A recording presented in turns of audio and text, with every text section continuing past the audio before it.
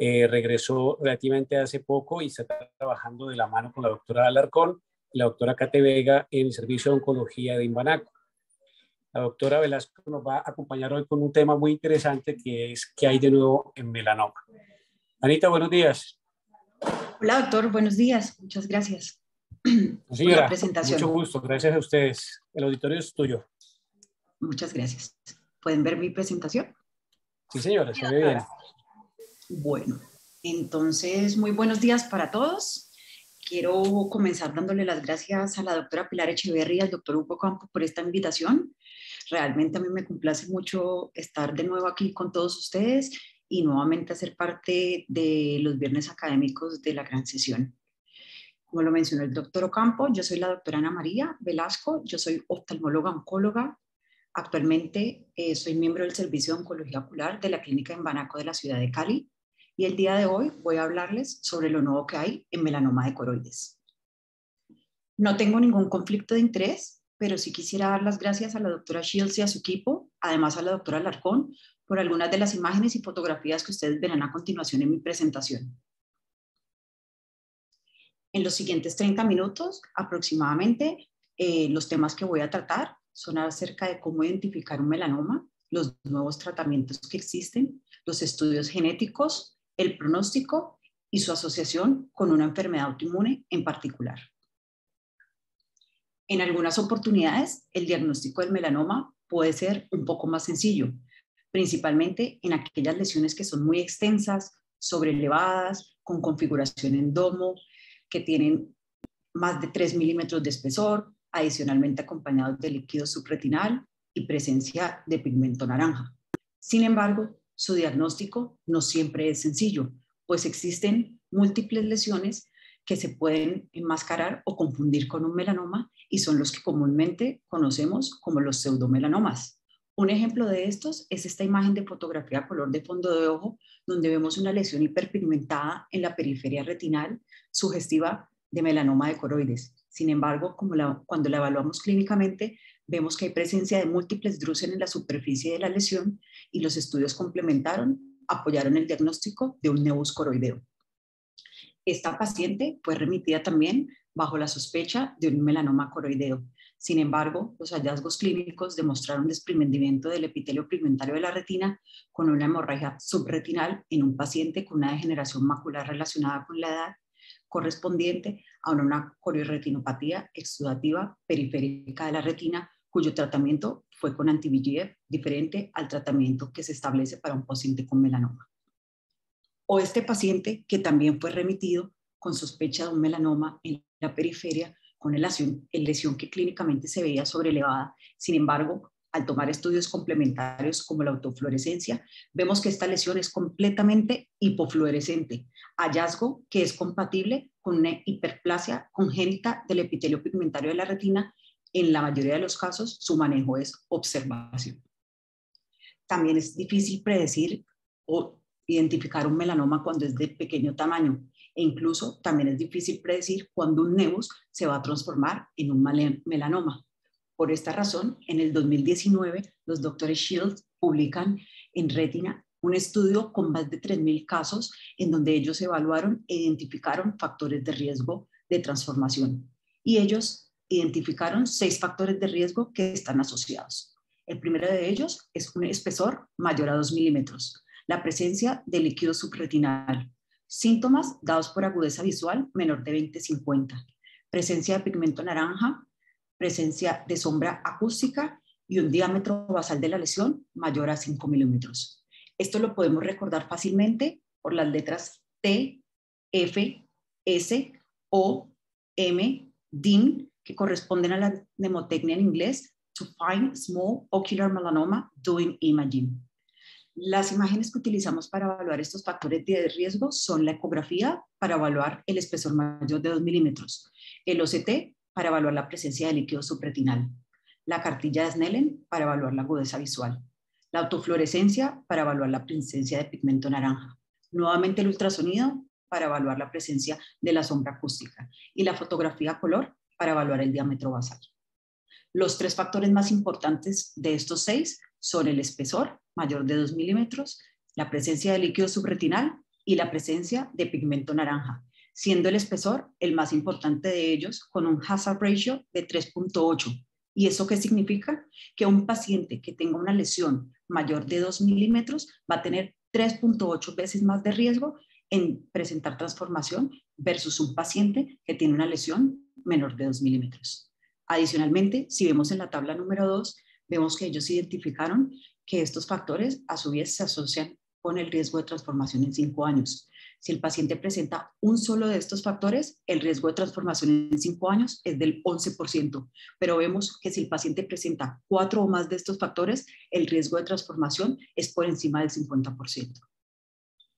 La idea es que aplicando todos estos factores de riesgo y esta mnemotecnia, identifiquemos lesiones en estadios tempranos, ya que lesiones más grandes van a limitar las opciones terapéuticas. Y un dato muy importante que creo que es clave y un mensaje muy importante en esta diapositiva que debemos recordar es que por cada milímetro que aumente en espesor la lesión, se va a aumentar el riesgo de metástasis en un 5% en 10 años.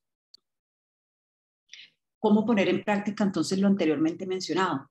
Esta es una paciente que fue remitida, una paciente joven, para evaluar una lesión hiperpigmentada en el fondo de ojo. Ella tenía un antecedente familiar muy importante en sus padres, tíos y primos paternos de melanoma coroideo. Todos ellos desarrollaron metástasis hepática y fueron enucleados.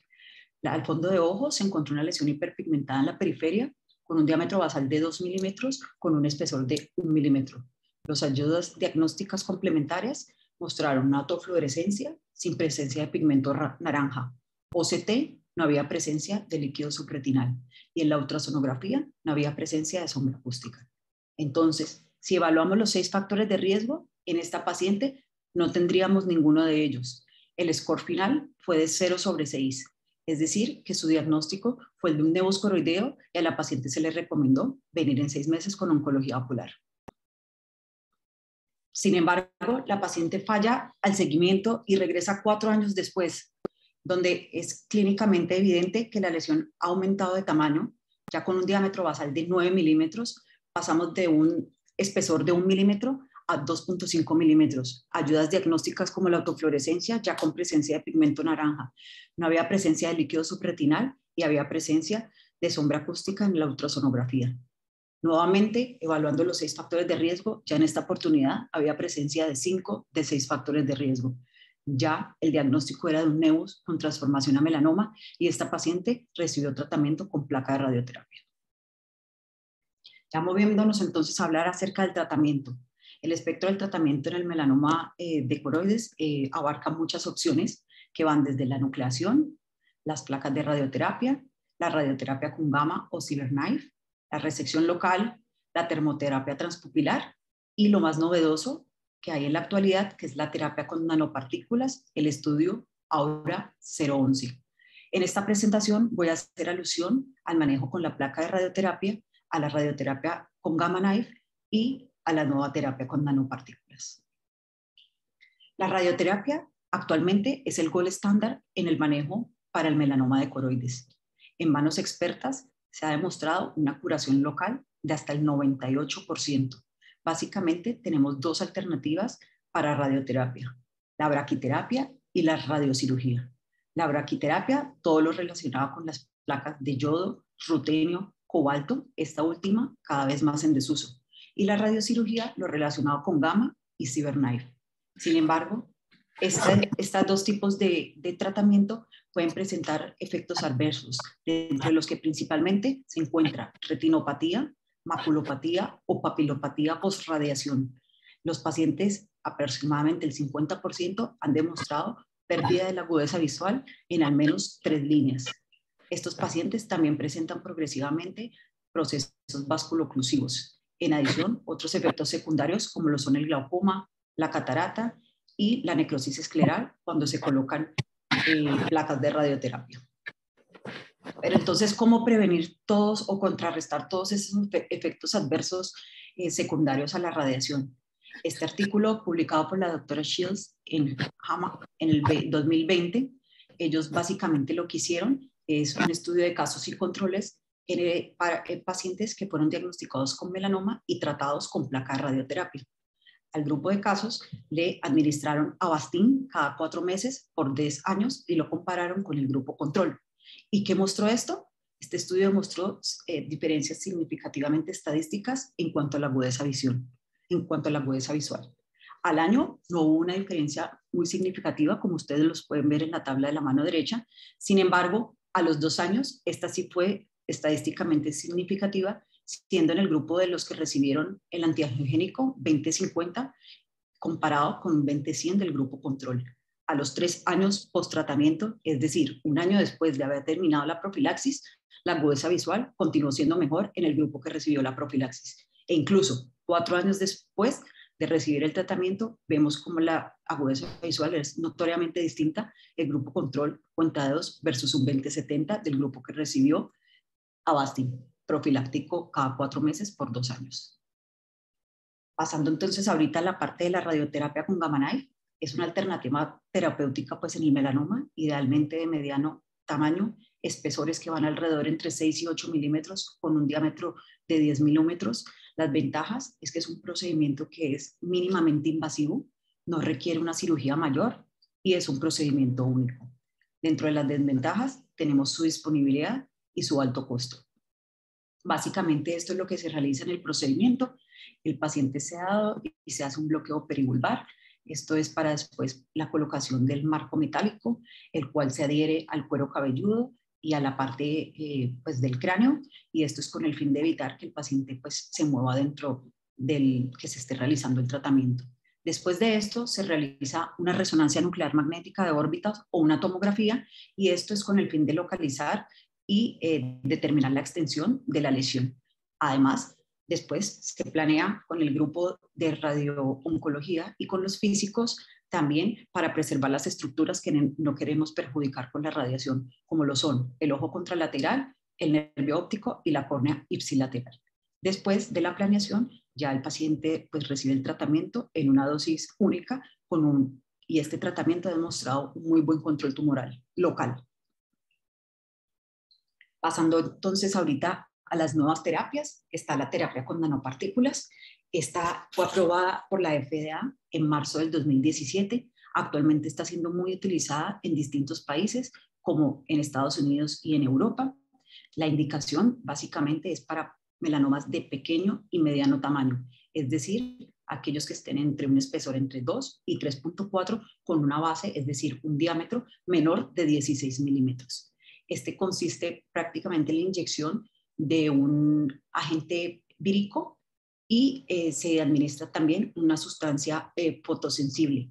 Estos dos elementos se unen y van a ser captados por las células del melanoma, y por medio de un láser se produce destrucción de las células, produciendo necrosis con eliminación pues, del tumor. Estos estudios con estas nanopartículas han demostrado una preservación de la agudeza visual inicial y han demostrado un control del tumor local en un 83%. Dentro de los principales efectos adversos está la inflamación tanto de cámara anterior como posterior, y con la consecuente aumento de la presión intraocular. Moviéndonos ahora entonces a la parte de genética en melanoma. Esta parte ha cobrado mucha relevancia y mucha importancia en la actualidad en el manejo de melanoma, y es porque realmente nos habla de pronóstico, que es lo que queremos saber en estos pacientes. Básicamente lo que se hace es que previo a la inserción de la placa de radioterapia, con una aguja fina de 27 se toma una muestra del tumor, y esta muestra del tumor es enviado para análisis de citogenética, donde se van a determinar si hay inestabilidad cromosómica. Este artículo, publicado el año pasado por la doctora Shields, propone un nuevo sistema de clasificación basado en el atlas del genoma del cáncer. Recordemos que el melanoma es una enfermedad que puede producir potencialmente metástasis, principalmente afectando el hígado en un 89%, seguido del pulmón, la piel y el hueso. Entonces, básicamente lo que hicieron en este estudio es que identificaron los cromosomas que se asocian a la presentación del melanoma, y estos fueron los cromosomas 3, 6 y 8, siendo el 3 y el 8 los más importantes. Y con esto, de acuerdo a la alteración cromosómica, dividieron el melanoma en 4 grupos: A, B, C y D. Cuando el paciente presenta disomía del cromosoma 3, lo vamos a clasificar en grupo A o grupo B. Estos dos grupos son pacientes que tienen un pronóstico más favorable y presentan más tardíamente metástasis. Sin embargo, si la alteración cromosómica es una monosomía del cromosoma 3, inmediatamente el paciente queda calificado en un grupo C o D. Y estos tienen un peor pronóstico menos favorable con alto riesgo de metástasis. Y adicionalmente, en este estudio mostraron que estos dos grupos también muestran la alteración de un gen muy importante que se llama el BAP1. ¿Qué es el gen BAP1? El BAP1 es un gen supresor de tumores que se encarga de regular el ciclo celular y la diferenciación celular. Además, ayuda con la reparación del DNA. En este artículo se encontró que pacientes y familias que presentan mutación germinal del gen BAP1 están predispuestos al desarrollo de diferentes cánceres familiares. ¿Y qué tipo de cánceres están en riesgo? Melanoma uveal en un 31%, mesotelioma 22%, melanoma de piel en un 13% y carcinoma de células renales en un 10%. Los pacientes que presentan melanoma y que tienen mutación del BAP1, adicionalmente, tienen mayor diámetro del tumor, mayor compromiso del cuerpo ciliar y mayor riesgo de metástasis. Vamos a movernos entonces ahorita a hablar sobre el pronóstico en melanoma.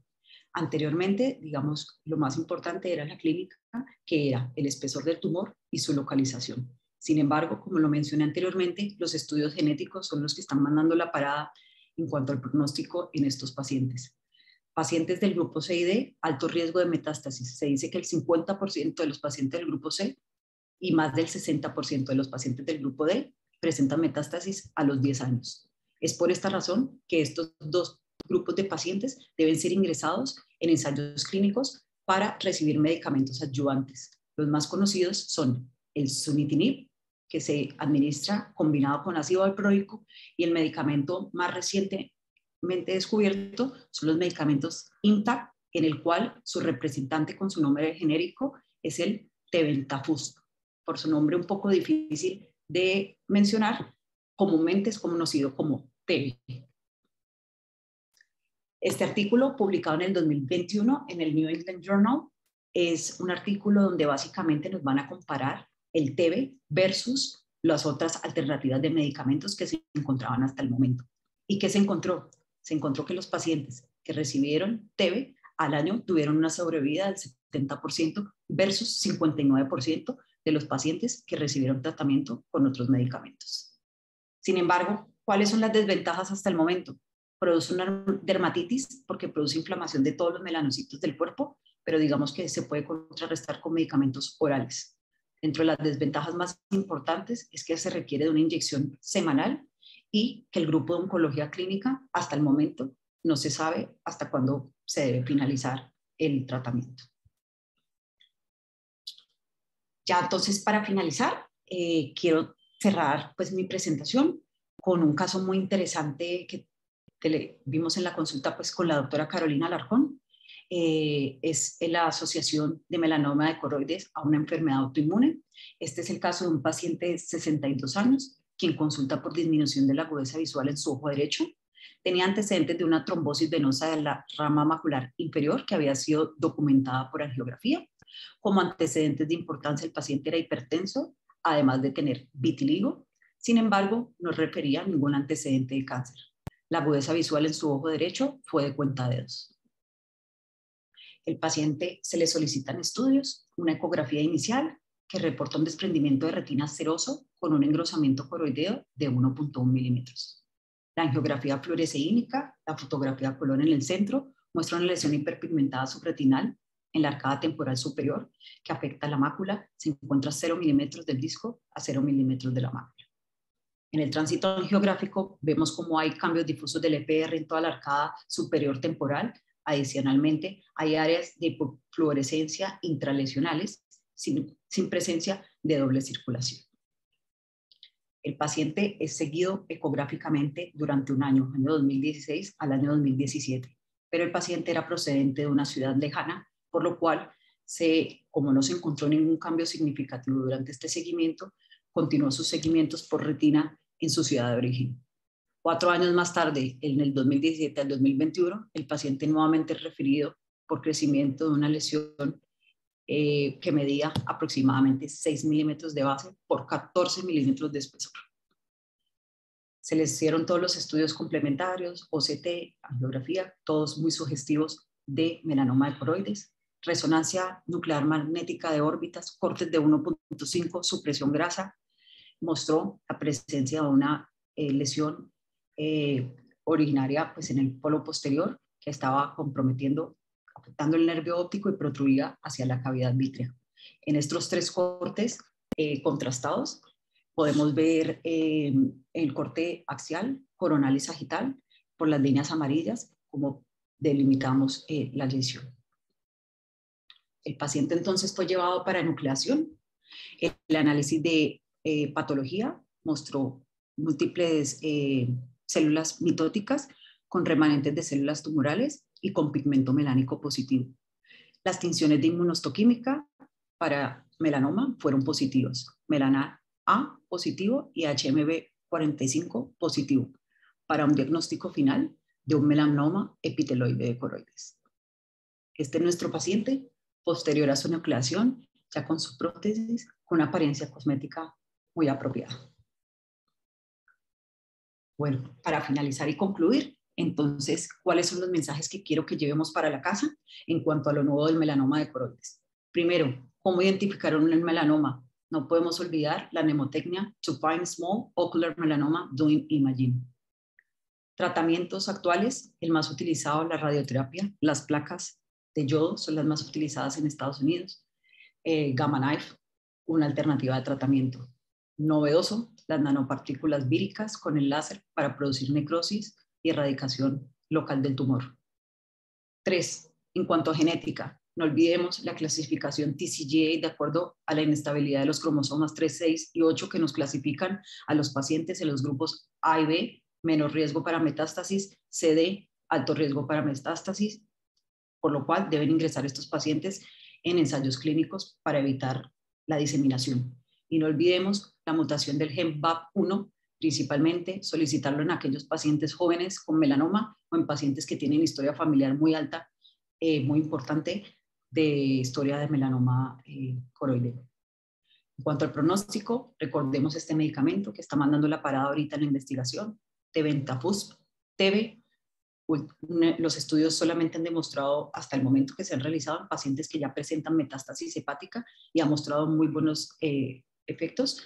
Ahorita los estudios van a ir encaminados en ver si se puede administrar a pacientes que no hayan presentado metástasis para ver si disminuye o ver si se puede administrar en pacientes con tumores muy grandes para ver si se puede producir una reducción de su tamaño y con esto ofrecer alguna técnica de tratamiento alternativa a la nucleación. Y 5, no olvidemos que el melanoma de coroides se puede asociar a una enfermedad autoinmune como es el vitiligo. Hay muy pocos casos reportados en la literatura, hay mayor asociación entre vitiligo y melanoma de piel, sin embargo, hay algunos casos y serie de casos que ya están reportados. Mi consejo sería que siempre que estemos frente a un paciente con vitiligo y que, digamos, vaya en progresión, debemos solicitar valoración por dermatología para su control, pero también sería recomendable hacer un chequeo anual con oftalmología para descartar que no haya ningún tipo de lesión.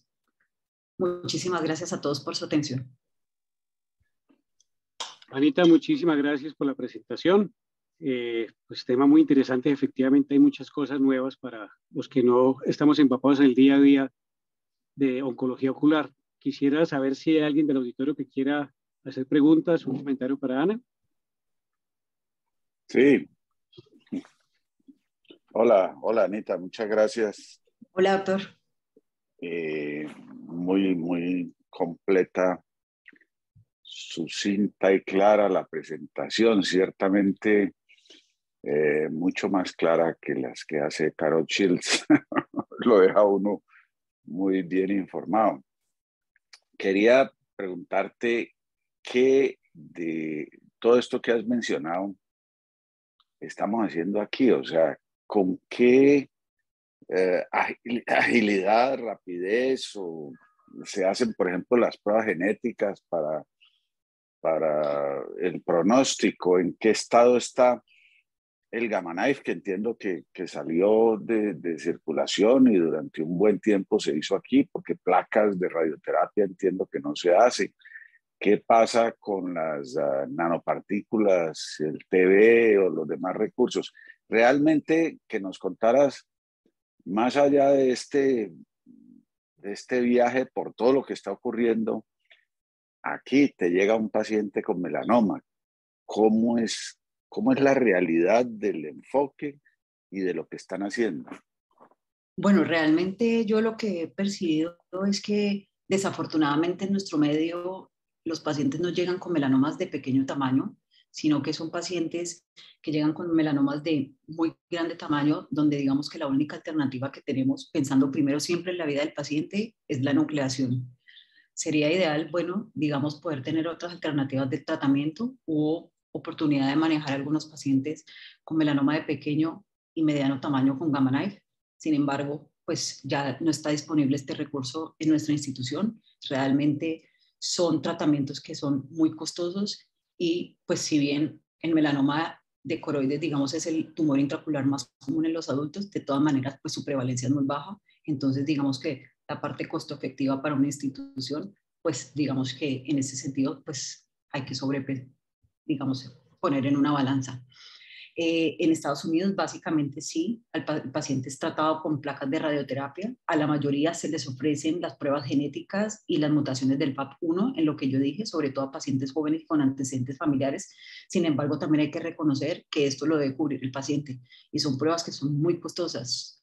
Alcanzan por encima de los $1,000 la prueba de FISH y la prueba del BAP1. Entonces, si digamos una persona no tiene el recurso o la disponibilidad, pues digamos que esto es casi que imposible. Y no solamente la dificultad económica, sino la dificultad en la interpretación, porque es que cuando se toma la biopsia fina por aspiración, lo que sale son pocas células del tumor y eso se necesita un nivel de experticia completamente alto en el análisis de citología para poder dar un dictamen verídico. Y pues digamos que en el momento, hasta actualmente, antes de que llegara la doctora Vega, digamos que lo que yo tengo entendido es que no contamos con la persona en el país que sea, digamos, la persona idónea o que tenga un nivel de experticia en este sentido. Y tampoco conozco pues cuál sería el costo de esto pues para una entidad o para el paciente si lo va a realizar de manera en particular. En cuanto a las nanopartículas y eso, doctor, pues eso sí, ya creo que nos llevan un poquito más de ventaja en los países desarrollados. Esto de nanopartículas lo están desarrollando en Europa, en Estados Unidos. Sin embargo, pues también son medicamentos muy costosos, son procedimientos de alto costo, pues que digamos que sumarle eso al costo de una entidad, pues es complicado. Entonces, el panorama que tenemos ahorita, la doctora Alarcón está levantando la mano, creo que es muy oportuno que ella ha estado más familiarizada y lleva más tiempo aquí en el medio, nos podría dar pues como su opinión acerca de esto. Doc Alarcón. Buenos días a todos. Doctor, en melanoma de coroides tenemos en este momento lo que dijo Ana María, es que la mayoría de los pacientes nos llegan a estadios mediano o de gran tamaño. O sea que afortunadamente siguen llegando en esos estadios porque existe una opción de tratamiento inmediata que es la enucleación. Sin embargo, para lesiones pequeñas teníamos Gamma Knife hasta octubre. Básicamente en enero llega LINAC, que es otro, digamos que, equipo para radiooncología en el cual se va a poder hacer radioterapia local del nivel de que se hacía en eh, digamos con los neurocirujanos que eran expertos en Gamma Knife, ellos van a poder usar el LINAC para las lesiones, digamos, en cerebro. Igual se va a poder usar bajo un protocolo en globo ocular. Pero eso siguiendo la experiencia de los europeos, porque definitivamente en Estados Unidos no usan, digamos que el INAC, porque ellos tienen las placas de braquiterapia como alternativa. O sea que nosotros en este momento, afortunadamente, en este periodo no nos ha llegado melanoma de pequeño tamaño. Eh, Hay una Fundación Santa Fe de Bogotá, que es el único que tiene CyberKnife en este momento. Podría ser una alternativa. En caso de que nos llegara, pues estamos pendientes con el grupo de radiooncología para identificar al paciente, diagnosticarlo, digamos que asesorarlos en cómo hacer el tratamiento como se hacía con Gamma Knife con el grupo de radiooncología, mandarlo a Fundación Santa Fe de Bogotá en este momento, que sería el único equipo que nos podría brindar una alternativa, darle el tratamiento y continuar el seguimiento nosotros acá. Eso es lo que tenemos como parcialmente organizado en caso de que llegara un melanoma que no tuviera una indicación de nucleación. Pero realmente hay muchas dificultades. En cuanto a las pruebas, digamos, de genética, nosotros hacemos monosomía 3, monosomía 8 sobre la muestra de patología, es decir, sobre el paciente nucleado, no sobre la biopsia fina por aspiración, como se hizo el estudio que hizo Carol. Entonces, eso sí lo cubre el sistema, y por eso el paciente que es enucleado va a genética y hacen, digamos, bajo la indicación o la recomendación nuestra, se hace la solicitud de eso. No todas las entidades lo autorizan, pero en general las autorizan, y las mandan a estudio al grupo de Filadelfia, la mayoría. Eso es lo que tenemos como alternativa, digamos, en este momento. La posibilidad de nanopartículas o la posibilidad de los otros medicamentos, eso siguen estando en etapa de alguna forma experimental. Digamos, en Estados Unidos todavía, aunque Carol, eso se han hecho, digamos que grupos como de múltiples instituciones, pero sigue teniendo dificultad tanto en Estados Unidos. Entonces, la posibilidad de que aquí se dé en Colombia es muy limitada, porque hay medicamentos que no llegan acá por el costo. Y lo otro, que es el medicamento que estaba hablando a Anita, que hace referencia a que se usa solamente por el tiempo de una inyección semanal y se usa, digamos, no se sabe cuándo parar. Es lo mismo, es muy similar al que se usa en carcinoma vasocelular de piel o de párpado, que es el Vismodegib, que si se para el medicamento, el tumor vuelve a crecer. Entonces, bajo esas condiciones, digamos, es muy limitado probablemente el uso hasta que no esté comprobado por lo menos el tiempo de tratamiento. Sin embargo, el panorama es muy alentador, porque es que, y es muy importante, digamos, el conocimiento de que existen por lo menos alternativas de tratamiento al melanoma uveal metastásico, porque hasta hace 3 o 4 años no había un tratamiento alternativo al melanoma uveal metastásico, porque hay tratamiento al melanoma de piel metastásico, pero no al melanoma uveal, porque no estaban identificados específicamente los genes que se relacionaban con o los pacientes que tenían melanoma uveal y que tenían la mayor predisposición a la metástasis. O sea que sin duda esto es muy alentador para los pacientes que van a tener metástasis. La posibilidad de que se les dé un tratamiento y que adicionalmente se pueda hacer citorreducción y después una quimioembolización hepática y después una resección hepática, pues es ya mucho más, se vislumbra más en el panorama, que antes hacían quimioembolización con unos quimioterapéuticos que no eran selectivos para la metástasis asociada a melanoma uveal, y entonces no hacía su efecto y no podían hacer una resección local hepática por esa metástasis. De ahí que sin duda el que haya un adelanto en esto, pues seguramente nosotros en un futuro, no sabemos cuándo, pues podría existir eso, pero por lo pronto estar en Colombia y tener un melanoma uveal metastásico le aumenta la posibilidad de mortalidad por encima del 50%, dependiendo sin duda del tamaño. Por eso yo creo que Ana María, cuando mostró, creo que su tercera o cuarta diapositiva, cuando dijo, si uno clasifica el melanoma y entonces se encuentran los factores de riesgo, por cada milímetro de aumento en espesor de la lesión se incrementa el riesgo de metástasis en un 5% a los 10 años. Eso es muy importante, que nosotros realmente estemos sensibilizados frente a que el tratamiento, la identificación del paciente en estadios tempranos le puede garantizar por lo menos un menor riesgo de metástasis y un menor riesgo de mortalidad, porque nosotros en nuestro país la metástasis sí se asocia con más mortalidad, porque no tenemos la posibilidad de hacer tratamiento a la metástasis uveal asociada, a la metástasis hepática asociada al melanoma uveal. De ahí que para el grupo de los de retina o el grupo de oftalmología, ese es el mensaje más importante. Si usted ve una lesión hiperpigmentada Digamos que aquí en Cali estamos muy claros, absolutamente claros en cuanto a la conducta frente a una lesión hiperpigmentada, digamos que de características sugestivas de crecimiento o malignidad, que son remitidos muy rápidamente al servicio de oftalmología oncológica. Para nosotros eso es, digamos que muy importante porque nos permite sensibilizar también más al paciente de que no se nos pierda.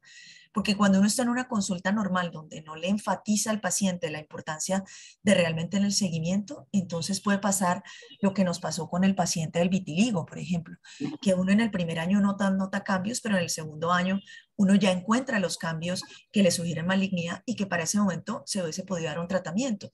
Realmente lo vimos hasta el 2017 y yo lo vi ya, creo que fue este año. ¿Cuándo fue que se nucleó? ¿El año pasado? No recuerdo exactamente cuándo fue, creo que fue el año pasado, pero es decir, yo lo vi 2010, hasta el 2017, como el señor era de lejos, se remite al médico, digamos, retinólogo de cabecera, con la indicación de que si el paciente muestra algún cambio, sobre todo objetivo, que es muy importante, o así no sea objetivo y usted tiene la duda, pues mejor remítalo. Por eso el paciente de los nevus de coroides se tiene que hacer seguimiento ecográfico, porque es el que objetivamente puede mostrar mayores cambios y puede uno, digamos, sumar los factores de riesgo y hacer el tratamiento. Entonces, yo creo que ese caso es muy importante nosotros recordarlo. Ayer nos decía un dermatólogo que estaba Ana María revisando la charla y nos decía, eso quiere decir que todos los pacientes de vitiligo tienen que ver al oftalmólogo. Sí, por lo menos el mensaje hacia la población es que todos los pacientes en general deben tener una valoración por oftalmología con dilatación pupilar. No tiene que venir todo el paciente de vitiligo a oftalmología oncológica, pero sí al oftalmólogo integral que le haga una evaluación de oftalmología general normal, pero sobre todo que le dilate la pupila. Y si le encuentra algún hallazgo diferente o si usted tiene la duda, remítalo, que nosotros, nuestro objetivo, digamos, en oftalmología oncológica, en la consulta nuestra es hacer muchas veces diagnósticos diferenciales que vienen con la sospecha y que nosotros lo descartamos. Entonces, yo creo que bajo ese panorama, estas charlas pues nos ayudan a todos, ayudan a los pacientes, nos ayudan al grupo de oftalmólogos, a los oftalmólogos en formación y a nosotros en oftalmología oncológica que vemos patologías, digamos que tan raras, pero que a nosotros nos parecen muchas porque somos, pues afortunadamente en este momento, un centro de referencia para el manejo de estos pacientes. Muchas gracias y Ana María, felicitaciones por su presentación. Carolina, pero ahí quedó un poquito confundido y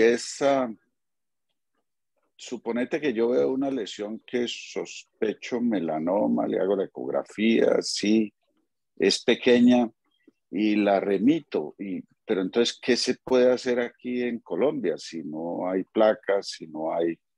¿Qué harían ustedes con ese paciente, asumiendo que llegan a la conclusión de que es que un es melanoma de melanoma? pequeño tamaño. Y la siguiente pregunta es, ¿cuál es la opinión de ustedes? Si yo tengo un melanoma, sospecha clara de melanoma periférico pequeño en Colombia, ¿cuál es la opinión de ustedes sobre la resección local? Alguna vez con Carolina hicimos un caso, o sufrimos un caso, creo, y yo he hecho en el curso de la vida otros 4 o 5 casos y no tengo pues como una idea clara de si eso es tan benigno, aunque hemos logrado que el ojo se salve y salga adelante, pero no tengo suficiente seguimiento para saber si realmente es una cirugía que funcione. Entonces, las dos cosas. ¿Qué hacen hoy en día con un melanoma, digamos, de polo posterior, pequeño? ¿Y qué opinan del tratamiento de un melanoma pequeño periférico? Doctor, si es un melanoma de pequeño tamaño, tendríamos la alternativa de hacer CyberKnife en Fundación Santa Fe de Bogotá. El CyberKnife es un equipo muy similar al Gamma Knife y que se hace una planeación como se mostró para el Gamma Knife. Entonces se hace la resonancia, se ubica la lesión y se haría, digamos, una dosis de radiación específica sobre la lesión. Esa sería la alternativa que tendríamos. En el Instituto Nacional de Cancerología, en este momento, ellos tienen disponibilidad y tienen la posibilidad de pedir placas de braquiterapia con yodo. Pero tiene uno que identificar al paciente, ellos lo tendrían que mandar a pedir y esperar a que la placa llegue. Y la placa puede demorarse pues en llegar 1 mes, 2 meses o 3 meses, mientras se hace el proceso de autorización de la placa de braquiterapia, también desde el punto de vista administrativo, que no está, digamos, autorizado como tratamiento, digamos, dentro del plan obligatorio de salud o dentro del plan normal. Entonces, en ese proceso puede demorarse entre 3 meses o un poco más. Y no sabemos cuando llegue la placa si el paciente todavía está en el melanoma de pequeño tamaño o ya hizo un melanoma de gran tamaño. Entonces, digamos que existen esas dos alternativas, que si el paciente nos llega, podríamos llamar al cancerológico, pero ante esto que le estoy contando, y hacer CyberKnife, que me parece que es lo más rápido y digamos que de alguna forma más fácil que se podría hacer, y es muy similar al Gamma Knife. Nosotros hasta el momento no hemos tenido melanoma de pequeño tamaño que hayamos tenido que mandarlo y hacerle tratamiento. No sé si con eso, doctor, queda claro para el melanoma de pequeño tamaño. Sí, comentame un poquito sobre la experiencia de Gamma Knife aquí, o sea, ¿cuál es tu impresión de esos casos de Gamma Knife que se hicieron? Que yo me Nosotros, acuerdo de haber doctor. estado en el primero. Y lo otro sobre la resección local. Bueno, la otra de la resección local, doctor, yo solo tengo la experiencia de la paciente que hicimos nosotros, que ya había tenido un tratamiento con Gamma Knife. Ecográficamente se notó que de pronto la lesión estaba más grande y entonces hicimos la resección. La señora al año tuvimos que nuclearla, pero básicamente nuclearla por un ojo ciego doloroso. Entonces, digamos que en ese sentido se preserva el globo ocular sin realmente una buena calidad visual, pero después hace un ojo doloroso, pues bastante complejo, que hubo que enuclearla. Esa es como la única experiencia que tenemos nosotros de resección, que yo tengo pues con usted. Y después de eso no hemos hecho ninguna. La experiencia de resecciones o de endoresecciones en estos casos la tiene, digamos, el grupo europeo, que son los que, pero ellos tienen la asociación de primero hacer radioterapia, ya sea Gamma Knife, CyberKnife, como lo tenían, y después hacer la endoresección. O sea, no es un tratamiento de elección primario, sino complementario después de radioterapia. Nosotros aquí podríamos considerar esa posibilidad, podría ser hacer CyberKnife y después colocar, pues hacer endoresección. Y doctor, qué pena, ¿cuál fue la otra pregunta que usted me hizo?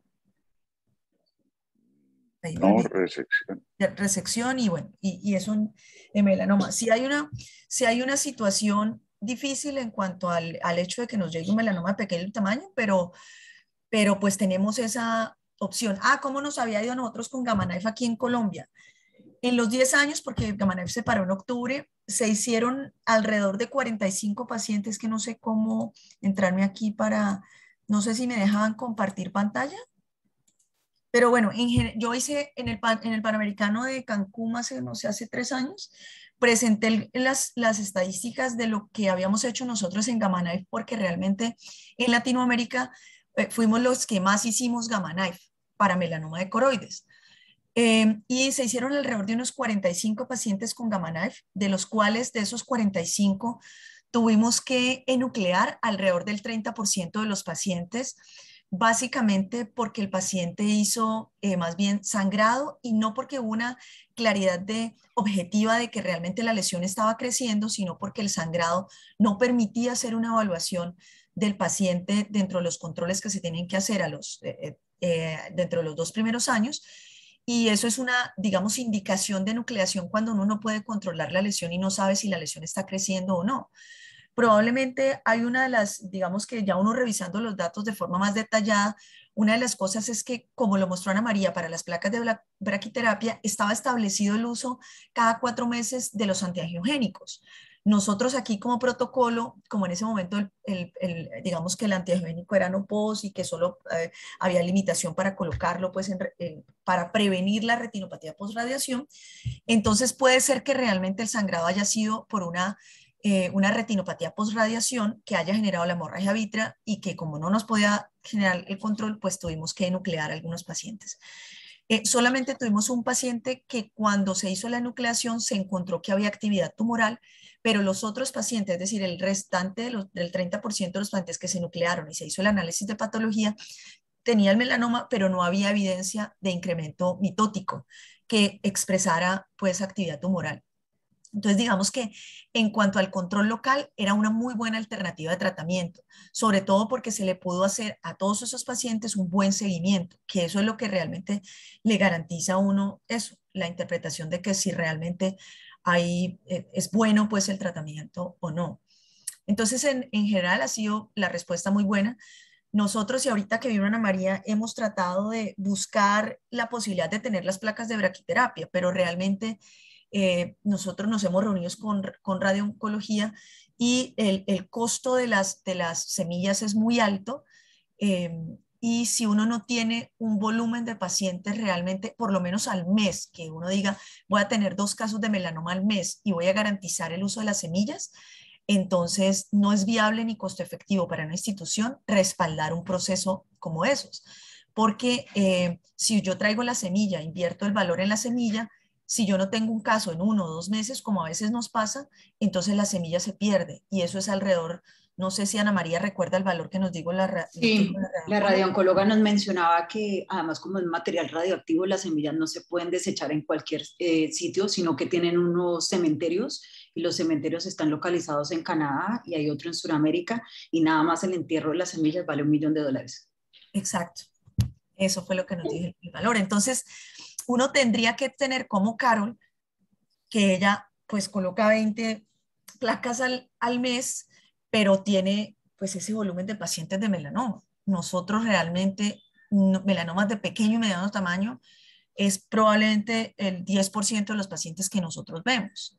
Entonces, bajo esa situación es muy difícil que una institución pueda garantizarnos la semilla radioactiva. En cambio, con un equipo que se use para otras patologías, pues sí nos podemos apalancar ahí, que es como se hacía con Gamma Knife aquí en Imbanaco, que ellos hacían eso para neurocirugía, para otras enfermedades, y cuando llegaba melanoma, pues usábamos la misma semilla, entonces no teníamos dificultad. Eso es lo mismo que se va a tratar de hacer con el LINAC, que se va a usar para todas otras patologías, incluyendo el globo ocular dentro de esas opciones, digamos, de tratamiento. ¿Y el linaje es algo parecido? Sí, es parecido, doctor. Sí, no le sé decir exactamente, digamos, el tipo de radiación que usan, pero eso es como altamente, digamos, selectivo, con menos posibilidades de efectos adversos, no solamente pues para el globo ocular, sino para todo el cuerpo. Pero no les sé decir específicamente, digamos, que qué tipo de radiación, no tengo ese detalle, pero va a ser creo que solamente hay 12, van a ser 2 equipos aquí en Colombia que lo tienen. No sé si dijo Bucaramanga o Barranquilla la radiooncóloga y seríamos nosotros la segunda institución aquí en Colombia que sería Imbanaco para esos tratamientos. Pues para ese equipo, pues que se va a usar para otros tipos de tratamientos.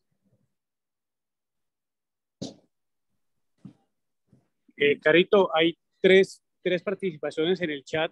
Una del doctor Mendoza, que tiene un poco de signos sin entenderse. Yo creo que hay que comprar celular para Poncho, para que revise el teclado. La segunda es una pregunta que ya se hizo y creo que la contestaron, que la hizo Olga Rubio, y se refería a la necesidad o no de enviar todos los pacientes, aunque fueran inocentes, entre comillas, como ya lo pone, con ultrasonografía, angiografía. Creo que eso lo contestaron muy bien. Y la tercera es una participación de Silvano, donde dice que en Bogotá hay otra institución, que espérate, yo me meto al chat para revisarla, que dice que tiene el servicio de en la Shayo, opción de Gamma Knife con equipo de neurocirugía y oftalmología. Y Olga Rubio pregunta al final, aunque sea un poco fuera del tema, lesiones pigmentadas de iris, ¿qué primer estudio ameritaría? Para Silvia, el Ashayo tiene, si yo no estoy mal, es CyberKnife. También, no estoy segura de eso exactamente, pero tendríamos que averiguar con radiooncología. Nosotros tenemos contacto con Fundación Santa Fe de Bogotá, que es como donde estábamos pensando poder enviar los pacientes.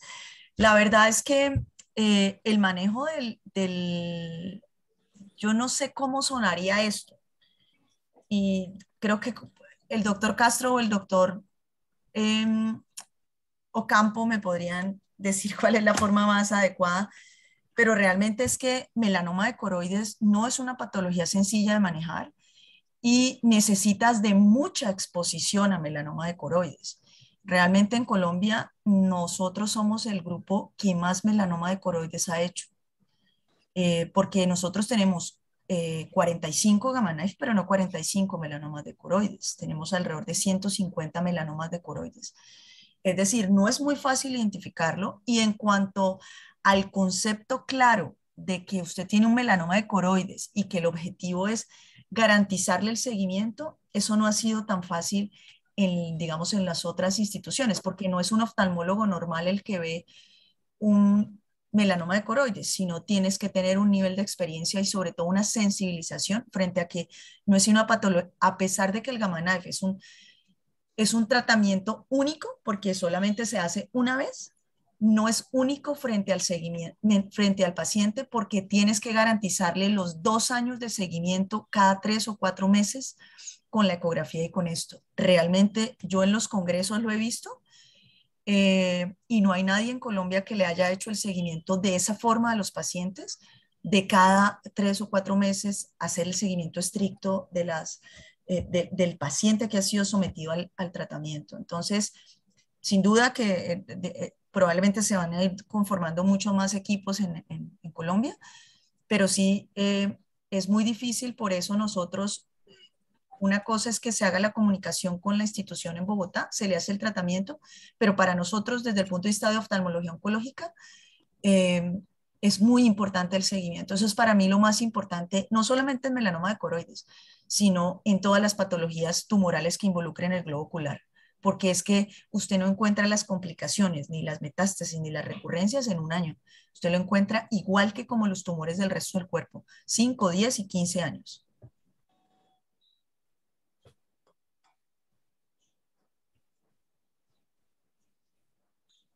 La otra pregunta sí, tenía que ver con entendí. ¿Aló? Hugo. Señor. Yo sí entendí la intervención de Poncho. Son puntos suspensivos y ceros. Quiere decir que se viene una inflación la berraca. A propósito, Poncho está allí para que pregunte de viva voz. ¿O parece que no? ¿Hay otra pregunta sobre el iris? Sí, correcto. Había una pregunta de Olga Rubio sobre qué hacer en caso de lesiones pigmentadas de iris para Caro y para Anita. El examen de elección es el UM de segmento anterior, cuando la lesión está en iris. Y adicionalmente lo que dice la doctora, sí es el examen de elección, pero así como existe una nemotecnia de Twine Small Ocular Melanoma Doing Imaging para diagnóstico clínico de las lesiones en polo posterior, existe el ABCDE para las lesiones de iris que nos ayudan a identificar factores de riesgo para que nos indican si una lesión es sugestiva o no. A, que hace referencia a la edad menor de 40. B, la presencia de sangre en cámara interior y FEMA. El C, cloak inferior, que esté ubicada la lesión en los cuadrantes inferiores. El D es que tenga márgenes difusos. El E es que tenga ectropio en UVAE. Y el otro es que los bordes sean plumosos. Y pues muy importante hallazgo oftalmológico, si hay presencia o no de vasos nutricios, si hay presencia o no de lesiones satélites. Y claramente el VM es el examen complementario que se debe solicitar en lesiones de iris. Muchas gracias. Yo tengo una pregunta para las dos y tiene que ver un poquito fuera del tema también, pero no sé si al profesor Castro o a algún de retina le ha pasado o a algún otro colega, pacientes con uveitis crónicas de etiología indeterminada que no mejoran. Yo he tenido 4 pacientes con esas historias que tenían en cáncer sistémico, cáncer de pulmón, cáncer de mama, y los 4 pacientes han fallecido en un seguimiento promedio de 8 o 10 años desde que inicia la uveitis. ¿Hay algún comentario al respecto de eso? ¿O esto es coincidencial? No, sí, hay una cosa, es que está el BDAMP, que es el que se asocia con carcinomatosis. Entonces, el paciente puede hacer sus cuadros de uveitis y cambios, digamos, coroideos asociados a una enfermedad sistémica, pero no hay una relación específica de, digamos, de asociación de que sea un factor de riesgo mayor cuando el paciente tiene mayor complicación, quiero decir, para mayor riesgo de mortalidad. No. Lo que sí es que un paciente que no tenga control de enfermedad sistémica local, para sea de mama, tracto gastrointestinal, sea de pulmón, tiene mayor factor de riesgo de hacer compromiso del globo ocular. El ojo tiene una alta afinidad por los tumores que no tienen control sistémico. Y entre otras cosas, Ana María va a empezar el protocolo que seguramente lo vamos a presentar muy pronto para que ustedes lo conozcan, que es el protocolo de mirar en las pacientes con SEA de mama enfermedad coroidea previa a su recaída de enfermedad sistémica. Y eso es un tema bien interesante porque la mayoría de las pacientes que hacen recaída con enfermedad sistémica sin control tienen previo, casi 3 o 6 meses antes, alteraciones de la agudeza visual que los ha manifestado, pero que pasan por encima o que van a una valoración y, digamos, solamente se hace una refracción o estas cosas, pero no hay una identificación. Y cuando el paciente ya se le encuentra la metástasis o la enfermedad sistémica, la paciente sigue con su, digamos, molestia ocular, y cuando nos la mandan a nosotros, el grupo Oncología Clínica, ya tiene metástasis coroidea. O sea que nosotros no tenemos específicamente eso, pero sí está claro que el paciente con enfermedad no controlada sistémica por cáncer tiene una afinidad muy alta por la coroides. Lo que nosotros vemos aquí en pacientes con enfermedad coroidea metastásica asociada a enfermedad sin control sistémica es muy alta, muy alta. Pero aquí es todo lo contrario, Carito. Aquí han sido pacientes que consultan por oftalmología, por edemas maculares uveíticos de etiología no determinada, y con los años les brinca el tumor. Ya. No, ahí no tengo, doctor Ocampo, no conozco al respecto. Lo que sí le puedo decir es que el paciente, que es como lo que pasa con SEA de mama que nosotros vemos, que hacen su enfermedad sistémica y previamente ya habían tenido síntomas oculares que no fueron, digamos, que evaluados o objetivizados, y entonces de esa forma no se supo si inicialmente empezó como en el ojo, que puede ser como lo que estás diciendo de la uveitis, y después hizo su manifestación sistémica. Eso es lo que vamos a evaluar, digamos, ya teniendo una cohorte más grande de pacientes realmente, pero aquí va a ser muy específico de alguna forma a melanoma a SEA de mama, que es como donde hay más volumen. Seguramente después se reclutarán pacientes con otras enfermedades y se podrá identificar eso que está diciendo, donde seguramente los pacientes con uveitis deberían entrar a un protocolo. Lo que pasa, doctor, es que ahí es tan importante, por ejemplo, la biopsia fina por aspiración, los estudios que uno pudiera hacer complementarios desde el punto de vista local, que se necesitan de una persona como Caterine para que pueda evaluar ese tipo 3, 4, 5 células que usted saca y dice, aquí hay. La dificultad que pues se genera y que estamos tratando y que Caterine tiene que trabajar todo este tiempo es cómo buscar esa asociación más clara entre patología y oftalmología, o sea, y el patólogo ocular, porque de todas maneras para el sistema normal en el país no está que un patólogo ocular tenga que analizar las placas, porque no es una prioridad, y digamos que desde el punto de vista legal no está eso estructurado. Entonces ella está en ese trabajo, que es un trabajo bastante arduo, pero que seguramente lo va a lograr, de hacer esa conexión mucho más fácil desde el punto de vista legal para que la interpretación que ella dé sea legal, porque nosotros la podemos poner en investigación, pero sigue siendo no legal en cuanto al que ella dé su apreciación y no tenga un respaldo desde el punto de vista de patología. Ok. Pero eso se va a ir desarrollando y seguramente a través de investigación se va a poder hacer más fácil, sí, en esos casos, por ejemplo, de las uveitis, claro que sí. Vale, gracias. No sé si hay alguna otra pregunta antes de cerrar y agradecerle a Ana María. Tenemos el chat. En el chat no hay más preguntas, doctor. No. Muchas gracias, Ana María. Con mucho gusto, doctora. Muchas gracias por la invitación. No, felicitaciones, muy buena charla y muy buena discusión se generó. Gracias. Lo único es que estoy disfrazada, pues, pero bueno, se le perdona. Quedo debiendo. Nos vemos en 8 días. Muchas gracias a todos. Chao. Muchas gracias. Muchas gracias.